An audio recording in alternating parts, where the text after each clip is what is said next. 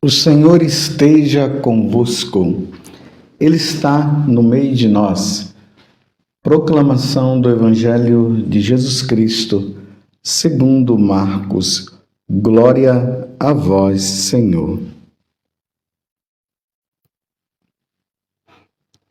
Naquele tempo, chegaram a mãe de Jesus e seus irmãos. Eles ficaram do lado de fora e mandaram chamá-lo. Havia uma multidão sentada ao redor dele. Então lhe disseram: tua mãe e teus irmãos estão lá fora à tua procura. Ele respondeu: quem é minha mãe? E quem são meus irmãos? E olhando para os que estavam sentados ao seu redor, disse: aqui estão minha mãe e meus irmãos. Quem faz a vontade de Deus, esse é meu irmão, minha irmã e minha mãe. Palavra da salvação, glória a vós, Senhor.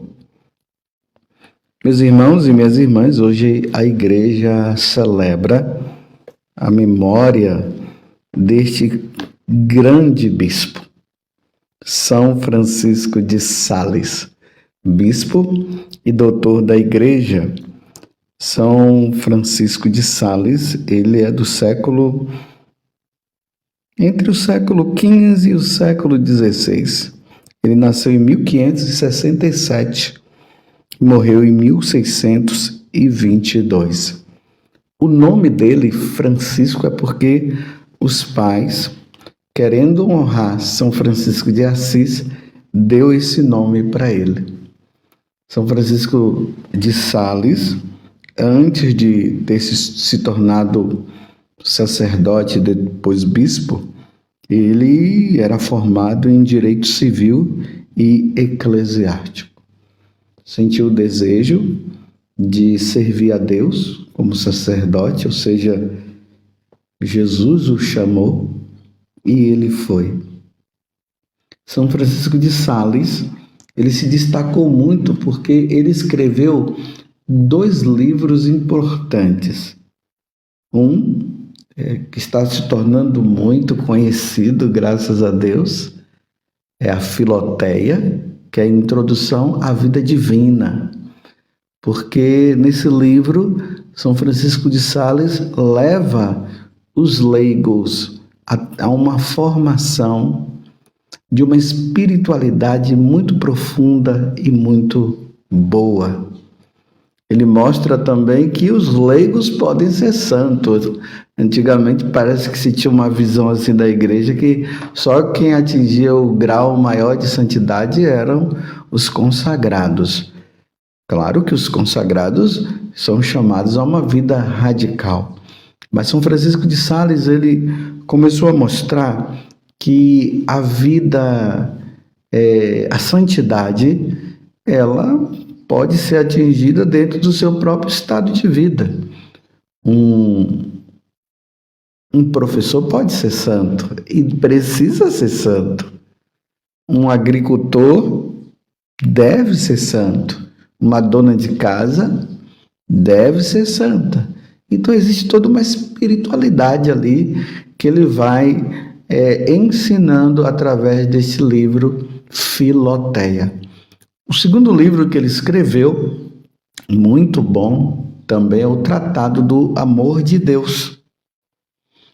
E nesse livro, São Francisco de Sales, ele pega um lema muito importante. Ele diz o seguinte, que a medida do amor é amar sem medida. São Francisco de Sales, ele participou também do Concílio de Trento, trabalhou nas reformas existentes no Concílio de Trento e ele também lutou muito contra a heresia dos calvinistas. Ele levou os católicos à compreensão de que existiam muitos erros nesta doutrina e que os católicos precisavam retornar à Igreja Católica. Esse é São Francisco de Sales. Peçamos a ele a graça da nossa fidelidade à Santa Igreja Católica. Ele também, junto com Santa Joana de Chantal, fundou uma congregação chamada da Visitação. São Francisco de Sales, rogai por nós. Vamos, meus irmãos, ao Evangelho de hoje, que por sinal ele é bem curtinho, são 5 versículos. Nós estamos no capítulo 3 de São Marcos, versículo 31 a 35. E nós acabamos de ouvir a narração. A impressão que se dá é que Jesus estava como que rejeitando a sua mãe e os irmãos, que ali são representados com os parentes, né? Isso é bem claro para nós da Igreja Católica, que quando se refere a essa questão dos irmãos de Jesus, nós sabemos que são os parentes. E ali Jesus estava ali em volta.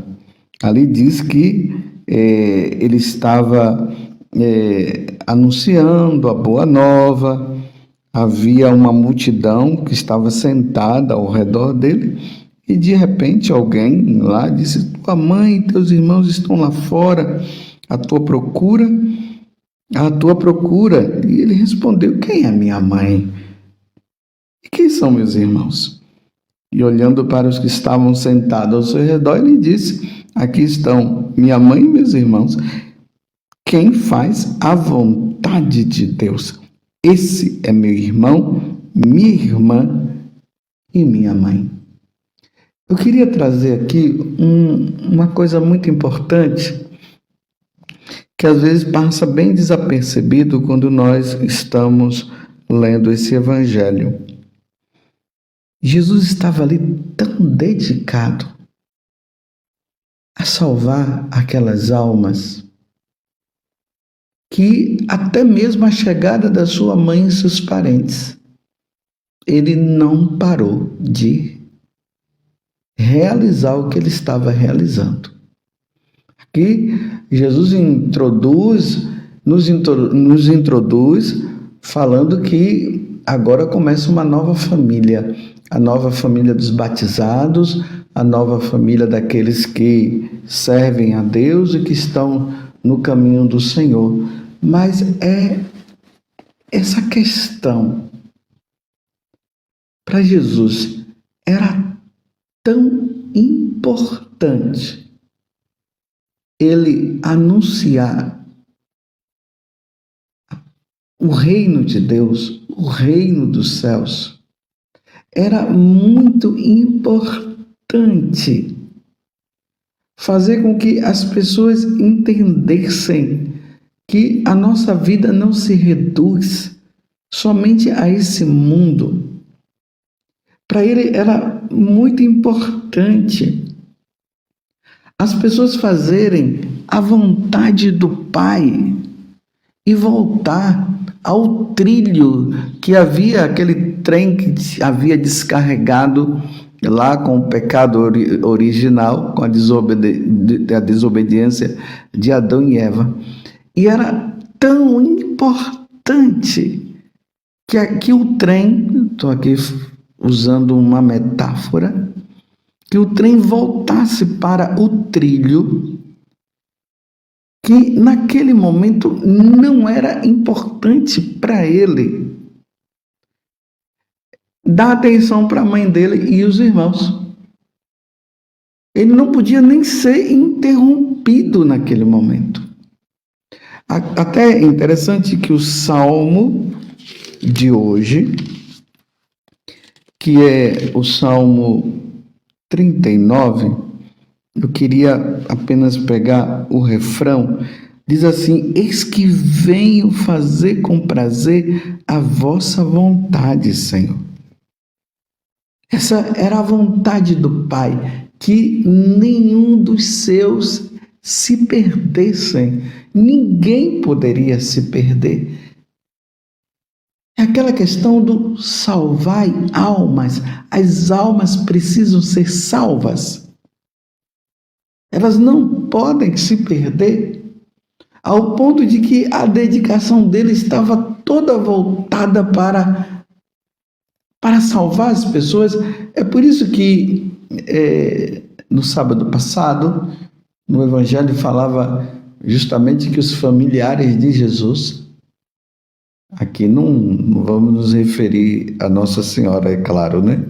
E nem a esses parentes, provavelmente eram outros parentes, estavam chamando Jesus de louco, dizendo que Jesus estava fora de si, porque era tanta gente indo atrás dele, e ele se dedicando ali em pregar, em anunciar a boa nova, em curar as pessoas, expulsar os demônios, que ele não tinha nem tempo para comer, e os parentes não estavam entendendo isso. E agora, diante desta situação, a mesma coisa. Tanto que ele diz: meus irmãos, minha mãe e meus irmãos são aqueles que fazem a vontade do meu Pai. Fazer a vontade de Deus, a vontade do Pai, significa se salvar. Você está entendendo que Jesus era 24 horas só pensando na salvação das pessoas? Você se lembra que na pesca milagrosa, quando ele fala lá para Pedro e o irmão de Pedro, que estavam lá pescando, e ele disse: de hoje em diante tu serás pescador de homens, e eu faço questão de dizer pescador de almas, de salvar as almas, as almas que estão nas mãos do inimigo, e que o inimigo escraviza com o pecado, com a ofensa a Deus. Então vão lá e salva essas pessoas. Mas só que antes dele falar isso para os apóstolos, ele já vivia isso. A importância é preciso salvar, ninguém pode se perder. E uma vez que todas aquelas pessoas, elas estavam com o coração aberto, Jesus não podia de maneira nenhuma parar, porque a sua mãe e seus irmãos estavam ali fora, estavam querendo falar com ele. Era preciso salvar, essa dedicação inteira. Por isso que o sacerdote, a vocação sacerdotal, nós sacerdotes, nós precisamos estar inteiros. Aqui dá para entender também um pouco o significado de que nós sacerdotes não podemos mesmo ter uma família. Imagina se nesse momento, no momento em que Jesus estivesse expulsando os demônios, ou se não, lá pregando ou cuidando dos enfermos e fazendo ali o seu ministério, a sua vida pública, e chegasse ali dizendo assim: Jesus, a sua esposa está aí. Jesus, o seu filho está aí. Está muito doente, o senhor precisa dar atenção. Olha, Jesus, a sua esposa está se queixando que você está dando muita atenção para as pessoas e não está dando mais atenção para ela. Ela está até querendo te largar. Olha, os seus filhos estão tudo tristes porque estão sentindo a sua falta. Já pensou se Jesus fosse casado? Vocês entendem agora o valor da vida do celibato sacerdotal? O quanto que o sacerdote ele precisa estar totalmente entregue ao reino. Você entende?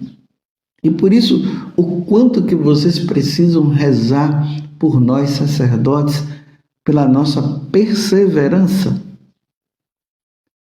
para que nós não nos iludamos diante da vocação que nós temos e diante de qualquer ilusão venhamos a querer largar o sacerdócio porque está gostando agora de uma tal pessoa, de uma mulher. Rezem por nós. Rezem pela nossa perseverança. Muitas vezes eu já disse isso. Se um dia, Deus me livre que acontecesse isso. Deus me livre. Porque eu sou feliz na minha vocação sacerdotal. Eu não sou digno de ser sacerdote do Altíssimo, mas Deus me escolheu. Mas Deus me livre se um dia eu, não sei, gostasse de uma mulher e largasse o sacerdócio para casar. Eu iria continuar dizendo que o celibato é importante na vida sacerdotal e que um sacerdote não deveria casar de maneira nenhuma, porque é preciso estar livre, inteiramente livre para Deus, inteiramente livre para a igreja, inteiramente livre para o serviço, inteiramente. Jesus estava ali. O sacerdote, ele diante dessa lei do celibato sacerdotal, ele olha para Jesus e vê que Jesus não casou. Que Jesus se dedicou inteiramente ao reino de Deus, à salvação das almas. Que a mãe dele também era virgem. Era não, é, né? Continua sendo virgem antes do parto, no parto e depois do parto. E que os seus sacerdotes deveriam compreender este dom maravilhoso. Imagine a alma inteiramente, a alma e o corpo voltado inteiramente a Deus, ao serviço de Deus, dedicado inteiramente a Deus e à salvação das almas. Que coisa sublime, que dom maravilhoso. Renunciar de ter uma mulher, de ter os filhos, que é uma graça natural na vida do ser humano. Renunciar a tudo isso, fazer esse sacrifício por amor a Deus, por amor ao reino dos céus.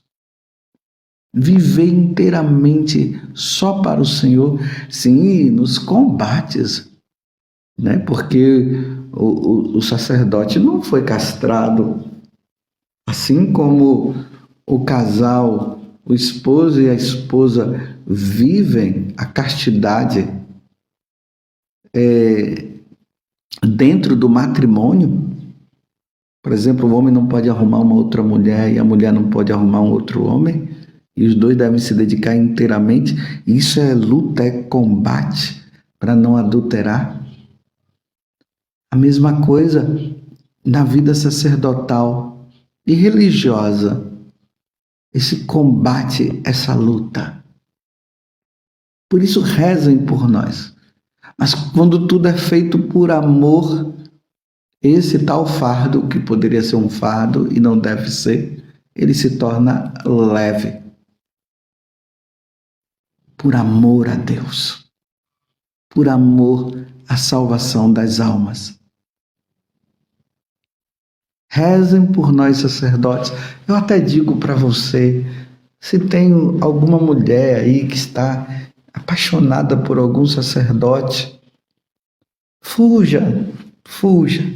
Procure auxílio com alguém, reze, peça a Deus a graça, faça esse sacrifício também, para que ele possa exercer o ministério dele. Se existe algum sacerdote que está, infelizmente, nessa tentação, nessa luta, retome vida de oração, penitência, tudo por amor. Relembre a sua ordenação sacerdotal. Toda a luta que você teve ali estudando no seminário, aquele desejo de chegar ao altar, aí os ministérios, os primeiros ministérios recebidos de leitor, de acólito, depois a ordenação sacerdotal, que maravilha, ou melhor, depois a ordenação diaconal, e ali o aguardar com alegria a ordenação sacerdotal e a primeira missa, as primeiras confissões, os primeiros atos de caridade, os primeiros casamentos feitos, os primeiros batismos, que coisa maravilhosa. Relembrar tudo isso, relembrar aquelas pessoas que hoje estão no céu, graças ao seu sacerdócio, graças a esse amor indiviso, ou melhor, que não é dividido, é um amor totalmente voltado para Deus. Relembre isso, volte.